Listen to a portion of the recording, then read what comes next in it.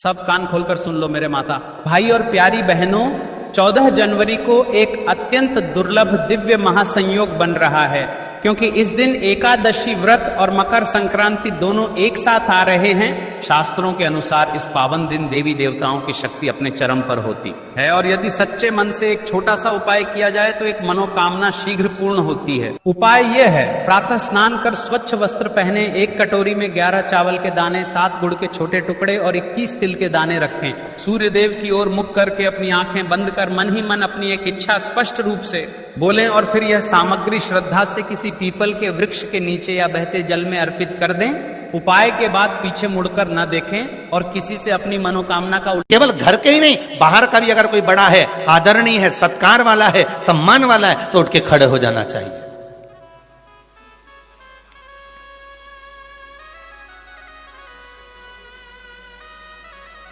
पर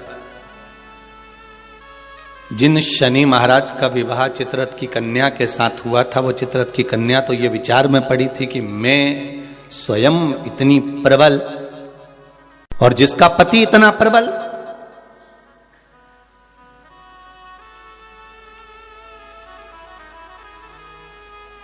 जीवन में कभी अहंकार मत करना। एक बात बहुत बहुत ध्यान रखना साहब, ये जो क्रम है ना, बाहर बहुत प्रसन्न नजर आते हैं, वो भीतर से बहुत रोए हुए होते हैं।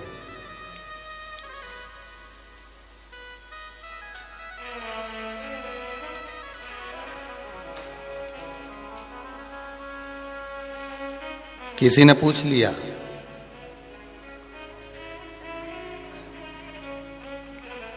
एक बात तो बताओ गुरुजी कि ये शनि महाराज इतना गुस्सा क्यों करते हैं? दुकान पे सेठ जी इतना गुस्सा क्यों करते हैं? रोज करते हैं क्या? जम के तो बोलो, रोज करते हैं सेठ जी दुकान पे गुस्सा? जितने लोग आस्था पर कथा सुन रहे हो, मोबाइल पर सुन रहे हो, बड़े ध्यान से सुनना। सेठ जी रोज दुकान पे गुस्सा करते हैं क्या? सर रोज ऑफिस में गुस्सा करते हैं क्या? प्रतिदिन करते हैं क्या? नहीं, कभी कभी सेठ जी को गुस्सा आता है, कभी कभी जो सर हैं उनको गुस्सा आता है, कभी कभी आता है।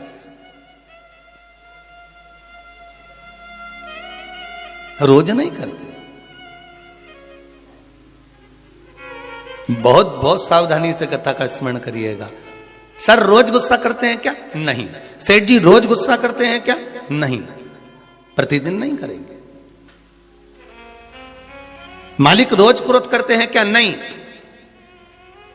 अगर ऑफिस में सर क्रोध कर रहे हैं, ऑफिस में सर क्रोध कर रहे हैं, दुकान पर सेठ जी क्रोध कर रहे हैं, मालिक अगर क्रोध कर रहा है तो रोज नहीं करता। वो कब करता है? जब घर में उसकी कोई अनबन थोड़ी बहुत, परिवार में भी सबसे अनबन हो तो भी इतना गुस्सा नहीं करेगा। पर वो जगदम्बा के साथ जब अनबन होती नहीं बेरू की, तब फिर तो बिल्कुल फिर कोई नहीं चले। फिर तो वो मुंह उतरा रहेगा, गुस्सा भरा रहेगा, फिर कोई बोला तो क्रोध। तो किसी ने पूछा, गुरुजी ये शनि महाराज को इतना क्रोध क्यों आया रहता है? जब देखो जब शनि जी गुस्से में रहते हैं, हाँ, परंतु कभी कभी करते, पर इतना गुस्सा क्यों रहता है इनके पास में? उसका एक ही तो कारण होगा। एक कारण है शनि महाराज के क्रोध करने का। धर्म पत्नी आई शनि महाराज की, सम्मुख में आकर खड़ी हो गई शनि महाराज के,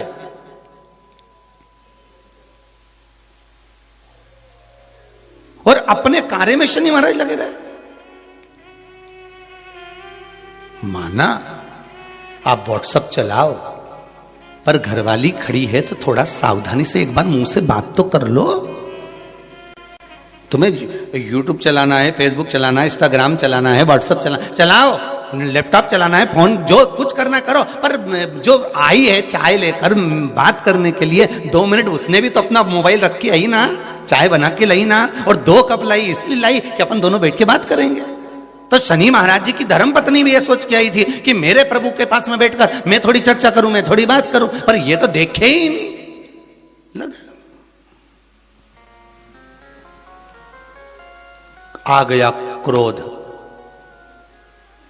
और क्रोध में बस खड़ी होकर बोल दी, मेरा श्राप है स्वामी तुमको।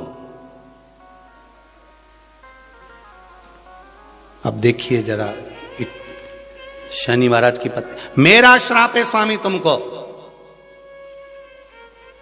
तुम मुझे नहीं देखे हो, अपने कार्य में लगे हो, मैं श्राप देती हूं, तुम जिस पर दृष्टि दोगे वो जलकर भस्म हो जाएगा। बहुत अच्छे थे शनि महाराज, ऐसा नहीं है, थे अच्छे, परंतु ये जगदंबा के कारण गुस्सा आ गया बस, और श्राप मिला जिस पे दृष्टि दोगे बस। शनि महाराज ने भी सोच लिया अब क्या करूं, श्राप लग गया। भगवान शनि महाराज भी विचार करे कि अब किसी को भी देखूंगा, तो इसलिए शनि महाराज की दृष्टि नीचे रहती है, सामने कभी नहीं रहती।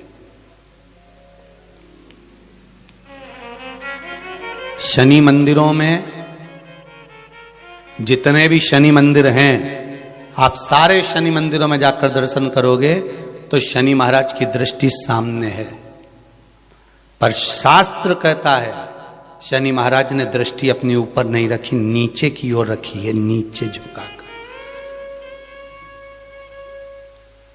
अब लोग समझे तो ना, मंदिरों में जितने शनि मंदिर हैं सब मंदिरों में शनि की दृष्टि सामने रख दी, जो आता है तेल चढ़ाने पूजन करने के लिए दृष्टि सम्मुख होती है। शनि महाराज ने अपनी दृष्टि नीचे रखी है। शनि महाराज दृष्टि कब उठाते? जब किसी को नष्ट करना हो। तुम जिस पर दृष्टि डालोगे वो जलकर भस्म हो जाएगा, ये शनि महाराज की धर्म पत्नी ने कहा है। और आज शनि महाराज जी की धर्म पत्नी जिस घर में निवास कर रही हैं, शनि महाराज जिस घर में निवास कर रहे हैं, उस मकान का नाम क्या है? अभी बताया था, क्या नाम था? कुंभ। अपने भी मकान का नाम होता है ना, कोई ने पितृ कृपा लिख देता है, कोई गुरु कृपा लिख देता है, कोई देव कृपा लिख देता है, कोई लक्ष्मी कृपा लिख देता है, कोई अपने पिताजी का नाम से लिख देता है। मकान का नाम लोग रख देते हैं, ये हमारे मकान का नाम। तो शनि महाराज के घर का नाम था कुंभ। उस कुंभ मकान में शनि महाराज रह रहे थे, पिताजी का आगमन हो गया। बहुत ध्यान से सुनना, ये मकर संक्रांति की कथा है। पहले मिली कि नहीं मिली वो हम नहीं जानते, पर मकर संक्रांति का भाव को जान लीजिए महाराज, कि क्यों महत्व है दान का, गुड़ और तिल्ली का, क्यों महत्व है सूर्य नारायण के पूजन का।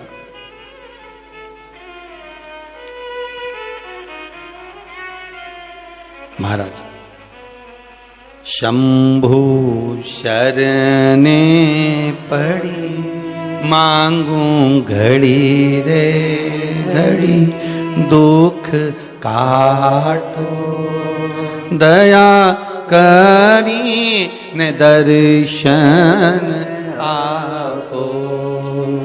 हे शिव करुणा सागर भगवान ओघड़दानी त्रिकालदर्शी शंकर की कथा कर रही है।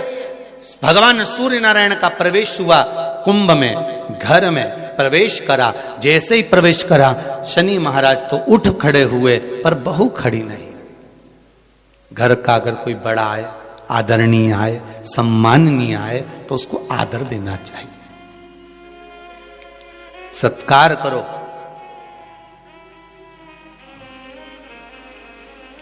तेरा ही दिया मैंने खाया पिया है, तेरा शुक्रिया है, तेरा शुक्रिया।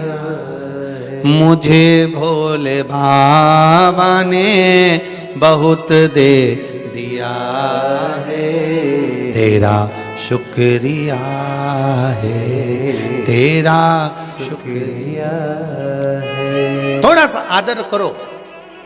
अच्छा, दोनों में विचार बड़े विचित्र होते हैं।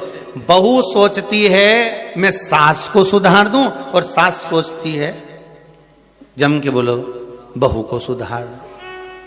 और सुधरती दोनों ही नहीं है। धीरे धीरे करके सिधर जाती है, पर सुधर नहीं पाती।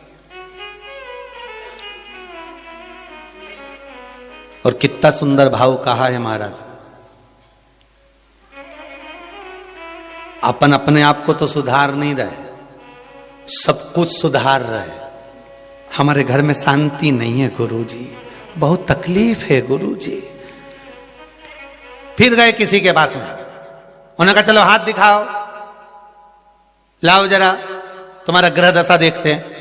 और उन्होंने कहा एक काम करो, फिर किसी को बुलाया, कोई वास्तु शास्त्री बाबू आ गए, किसी ने मकान देखा, कह दिया घर बदलो, घर ठीक नहीं है, इसमें कुछ ऐसी चीज है कि तुम बर्बाद हो जाओगे। अब तुमने क्या करा, किसी के कहने पे जम के बोलो जरा, बदला कि नहीं बदला? जब इतनी बड़ी बात कह दी तो भाई घर बदल लिया, ठीक है। अब वो घर बदल के किराए का मकान में चले गए और किराए के मकान में